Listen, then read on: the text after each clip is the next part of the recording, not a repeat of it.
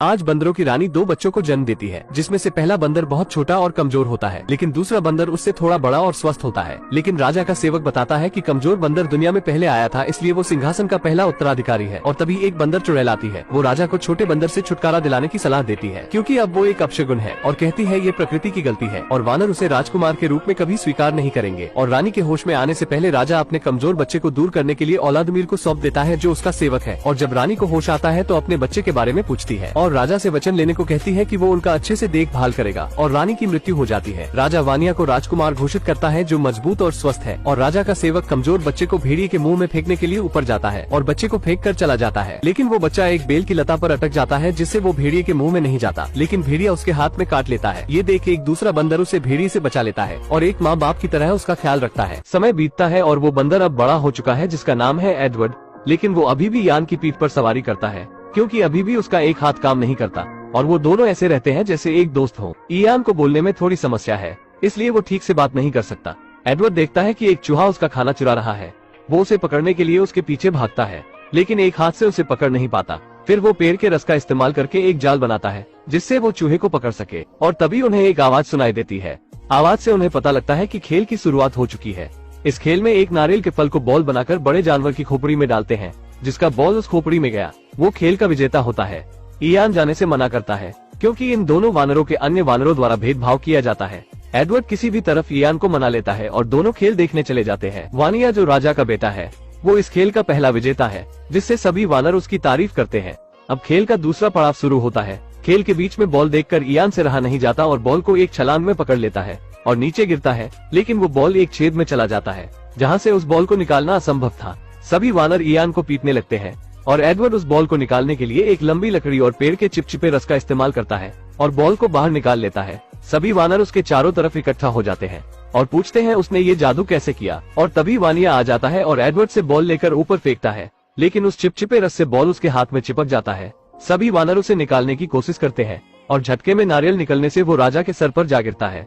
और जब औलादमीर उसे खींचकर निकालता है तो राजा का बाल भी नारियल में चिपक कर साफ हो जाता है। राजा इस अपराध करने वाले अपराधी को जानना चाहता है। इसी बीच डायन एडवर्ड को देखती है और औलादमीर से पूछती है कि क्या उसने उसे राजा के कहने के अनुसार बच्चे को भेड़िए के मुंह में फेंक दिया था या नहीं। औलादमीर कहता है, राजा के कहने के अनुसार उस बच्चे को मैंने भेड़िए के मुंह में फेंक दिया था, लेकिन डायन उसे धमकाते हुए उसकी सही पहचान पता करने के लिए भेजती है। लेकिन राजा का बेटा वानिया ये सब सुन लेता है और अपने पिता से किसी दूसरे वानर को सिंहासन लेने की बात करता है। और राजा सिमोन इसके बारे में कुछ करने का वानिया से वचन लेते हैं।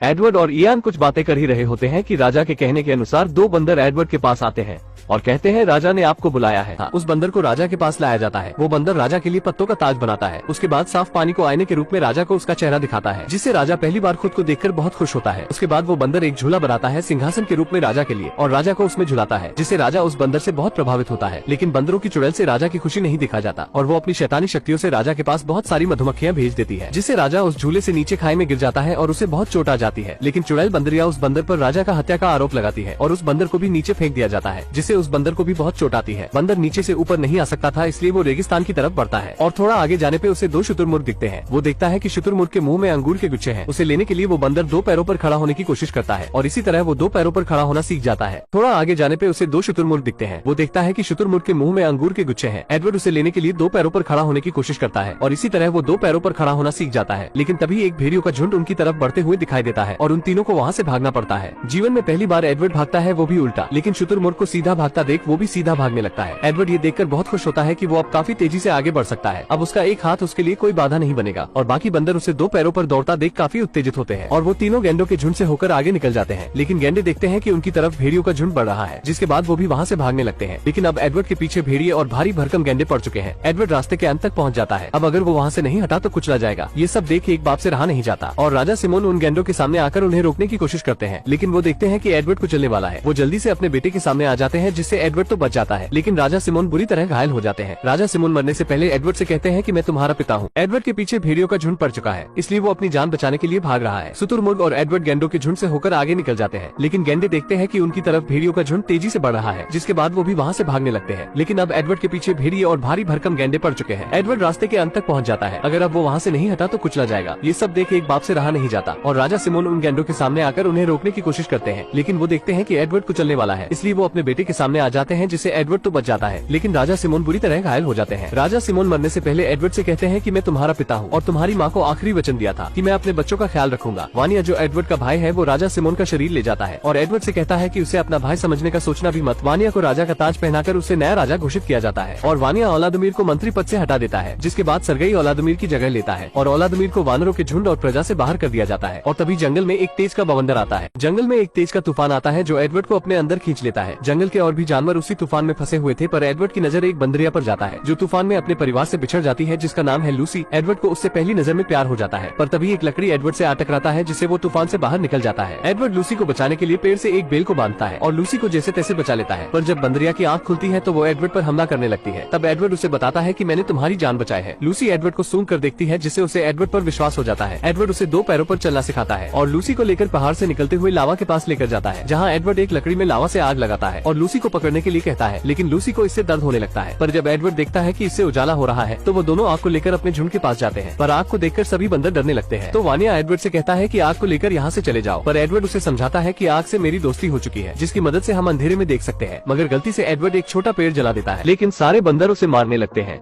एडवर्ड और लूसी वहाँ से चले जाते हैं, जहाँ वह एक भेड़िया को गुफा से आग की मदद से भगा देते हैं और दोनों उसी गुफा में रहने लगते हैं। सभी बंदर लूसी और एडवर्ड को शिकार करते हुए देखते हैं। अब तो एडवर्ड भेड़िए को नियंत्रण करना सीख भी लिया है। सभी वानर उस पुश्तैनी पेड़ को और अपने राजा वानिया को छोड़ देते हैं, क्योंकि वह और अधिक भूखे नहीं रह सकते। डायन वानरों को डराने के लिए पेड़ की आत्मा को बुलाती है। तभी एक बंदर पेड़ से आने वाली आवाज का पता लगाने के लिए आवाज का पीछा करता है और उसे पता चलता है कि पेड़ की कोई आत्मा नहीं, और उसे पता चलता है कि यह सब डायन का किया धरा है। डायन उसे मारने के लिए दौड़ाती है, लेकिन सभी वानरों को पता चल गया है बंदरिया डायन का सब कुछ किया धरा है। वो वानरों को मारना चाहती है। सभी उस पेड़ को छोड़कर एडवर्ड के पास गुफा में रहने के लिए चले जाते हैं, लेकिन लूसी सभी वानर को अंदर नहीं आने देती है, क्योंकि वो लोग एडवर्ड के साथ बुरा ही किए थे। लेकिन सभी बंदर एडवर्ड और लूसी से कहते हैं कि वो खाना खाकर चले जाएंगे, लेकिन वह नहीं जाते और सारी रात गुफा में मनोरंजन करते हैं। वो लोग भी एडवर्ड और लूसी के साथ रहने लगते हैं और एक अपना गांव बनाते हैं। और लूसी एडवर्ड अब शादीशुदा है। कुछ दिन बाद उनका एक बच्चा भी होने वाला था। एडवर्ड कहता है अगर हमारा पुत्र हुआ तो उसका नाम इयान होगा। और सारे वानर पुश्तनी पेड़ को छोड़कर चले गए। इसी का बदला लेने के लिए डायन एक साजिश रच रही है। लूसी घर पर आराम करती है और एडवर्ड निर्माण कार्य में गाँव वालों के कामों में काफी मदद करता है। और सभी वानर एडवर्ड की तरह 2 पैरों पर काम करते हैं। वो अब अपने भोजन के लिए शिकार कर सकते हैं और डिएगो अच्छी चित्र बना सकता है। लेकिन तभी टिड्डियों का झुंड उस गांव वालों पर हमला कर देता है और वो सभी चीजों को नष्ट कर देता है। सर्गेई और बाकी वानर जानते हैं कि ये उस डायन का काम है, इसलिए वो सभी मिलकर उस पेड़ के पास जाते हैं। सभी वानरों के पेड़ तक पहुंचने से पहले लूसी एडवर्ड से वानिया को बचाने के लिए कहती है।